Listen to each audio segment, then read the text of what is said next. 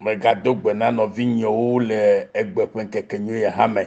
Medogbe na mi katã eye wònye dzidzɔ kple Mawu ƒe kafukafu be miɔ katã miagadzro enyanyui la me. Le gaƒoƒo ya me, Apostol Paulo le egblɔ nya ɖe ne Filipitɔwo le ŋɔŋlɔ kɔkɔea me eye nu ka wògblɔ na wo. Egblɔ be mlɔeba la, nɔvinyewo, edzi nadzɔ mi le Aƒetɔ la me. Filipitɔwo ƒe agbalẽ tame tɔkpukpui gbãtɔ ƒe teƒe gbãtɔ mi xlẽ ma. Be mlɔeba la, nɔvinyewo, edzi nadzɔ mi le Aƒetɔ la me. Nu ka ta ye Apostol Paulo gblɔ nya ya ne Filipitɔwo ɖo? Elabe ehiã be nenye be le Aƒetɔ la me la, edzi ɖo la nɔ dzɔnu ɖaa. Elabe enya nu si ke wòwɔ na wo. Eya ta ye Apostol Paulo gblɔ be mlɔeba la, le nuwo katã me la, nɔvinyewo, edzi nadzɔ mi le Aƒetɔ la me. Ne le Aƒetɔ la me la, edzi la dzɔ o. Elabe dzidzɔ ƒe Aƒetɔ nye Aƒetɔ Yesu Kristo. Eye wògba yi dzi le Filipitɔwo ƒe agbalẽ ta ne kpukpui ne me. Be ɖe edzi nadzɔ mi le Aƒetɔ la me. Da si megale egblɔm bena edzi nadzɔ mi, nɔvinyewo, edzi nadzɔ mi. Nenye be nyateƒe mi le Aƒetɔ la me la, edzi ɖo la dzɔ mi. Elabe edo si ke ye Aƒetɔ Yesu Kristo wɔ na mi la, dzidzɔ ƒe dɔ ye, ŋutifafa ƒe dɔ ye, ɖeɖekpɔkpɔ ƒe dɔ ye, ablɔɖevizuzu ƒe dɔ ye, vovo ƒe dɔ ye, agbe ƒe dɔ ye, eye ye nye enuwo katã na mi hã. Ta nu sia nu me la, eya ta edzi ɖo la dzɔ mi ɖo. Elabe ne wo be miave ƒle kple ga la, mekaɖi be nye kpo mi mate ŋu aƒle o. Vɔ eva tsɔ eɖokui na yi na mi fãa be ame sia ame si ke le agbe xɔe se ko la, ne nakpɔ ɖeɖe, ne natrɔ zi Mawu vi. Nɔvinye, ne ele Mawu me alo nye Mawu vi le Kristo me la, edzi ɖo la nɔ dzɔm nu gbe sia gbe le nu siwo katã Aƒetɔ le wɔwɔm alo wɔ le míaƒe agbe me la ta, eye nuwo katã la woakpɔ eme vava. Eya ta medi be mana nanya be ɖe nɔvinye, meyɔ mi be nɔviwo, milɔ eye miadze si be Mawu ƒe ŋutifafa le. Ye nye ŋutifafa ke ƒo ŋutifafa kple gɔmesesewo katã ta. Eya ta be gbɔgbɔ na wo bena nase bena Mawu ƒe ŋutifafa si ƒo gɔmesesewo katã ta la nadzɔ miaƒe dziwo kple miaƒe tamesusuwo ŋu ɖo ɖe Kristo Yesu me dedie ko. Nɔvinye, medi be nalɔ eye nadze si be ɖe Mawu ƒe ŋutifafa si ƒo gɔmesesewo katã ta la, ye koe atɔ dzɔ nye kpɔ ƒe dziwo, miaƒe tamesusuwo eŋu ɖe Kristo Yesu me ɖeɖe ko. Megale gblɔm ke be nɔvi lɔlɔwo,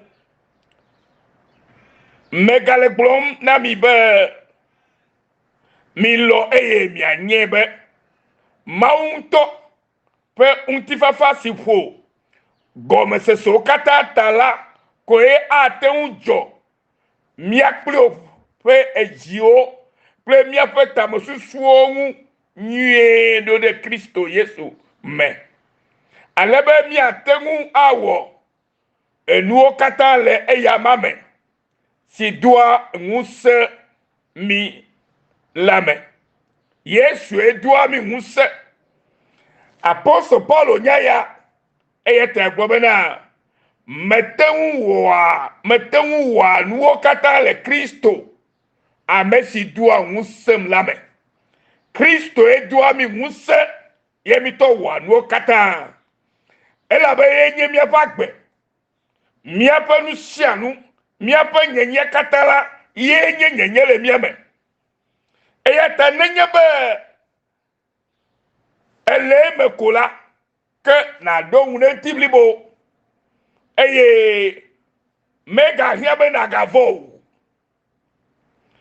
amoro gbona be na vovo enyagbe o medibo matoro be na vovo enye kubom Alléluia vovo le menyagbe o vovo enye ku na wo jesi afoto Yesu Kristo nyatefe eye lemela medola gavo Yesu gbona ebonu solo be o Jose pour me vi kale nyasia yemi le vovom leke o noviye Yesu Kristo le nuwo kata wol bia pa gbeme na mede le Kristo mede megale glonke bele viviti maga no emeke o eyata minabele miga oba mole ga kpotono mi afumulo wala amobo ole viviti ne to mi afagba hey me gbeto la be viviti ne to mi afagba e Kristo to ya nyevo de viviti la ga do agbo me a ne mi va bo le church ko me ko be hey ele gbeto la be viviti se ke la agbo me ne to go oh ke e go me ko troji me hale o me ko troji me halo ta e ya no be viviti la gbo me ela be amesike troji me la viviti ba ga to no e fa gbo mo amede do enyale ntiri nam le YouTube ji le pe ma onya gbogbo le o me ke me le gbogbo na le ma onya peta be ameke le Kristo me alors que troji me que troji amejojo la mega nouveau mega lemo eye maga o nouveau elle abena elle Kristo me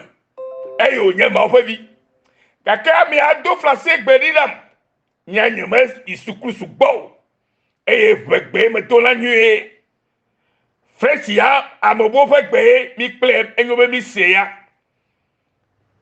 eye gbobe mon ami un chrétien né de nouveau peut encore pécher nyake ibolida mema ba kholo nye Kristo toke oji ogato gbugo gajila agato onuvo fa me sepe frase gbe ya me nyanya ke odibe agbowo me gburo nyere o un chrétien na nye Kristo tore alagba né de nouveau a on est de nouveau pour devenir chrétien.